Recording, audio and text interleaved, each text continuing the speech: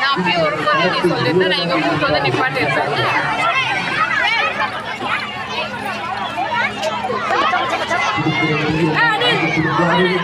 முன்னாடி நான் இங்கே